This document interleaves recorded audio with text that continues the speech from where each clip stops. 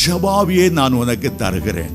ரோமர் 8:26 சொல்லப்பட்டபடி உன்னுடைய பலவீனங்களிலெல்லாம் நான் உனக்கு உதவி செய்வேன்.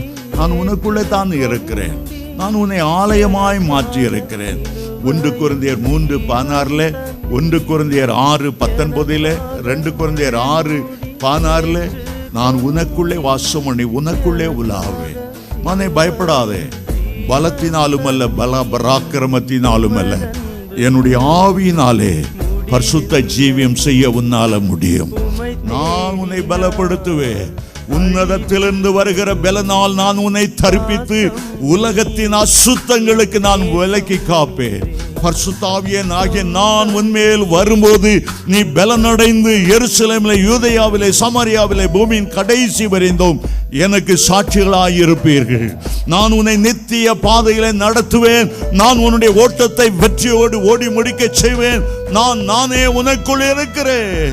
நான் உனக்கு ஆலோசனை கொடுத்து நீ நடக்க வேண்டிய வழியை நான் உனக்கு போதிப்பேன். நீ விழுந்து போவதில்லை, விழுந்து போக உன்னை நான் விடுவதும் இல்லை. கர்த்தருடைய கரத்திலிருந்து ஒருவனும் உன்னை பறித்துக் கொள்ள முடியாது. என் உள்ளம் கைகளிலே வரைந்து உன்னை ஒவ்வொரு நிமிடமும் நான் கவனித்துக் கொண்டிருக்கிறேன். விழுந்து விடுகிறவனை தூக்கி நிலைநிறுத்துகிற தேவன், மடங்கடிக்கப்பட்டவனை தூக்கி எடுத்து மறுபடியும் நிலைநிறுத்துகிற தேவன். நீ பயப்படாதே. இன்றைக்கு உன்னை சூழ்ந்து இருக்கிற எல்லா சோதனைகளிலும் நானே உனக்கு வெற்றியை தருவேன். ஹல்லேலூயா.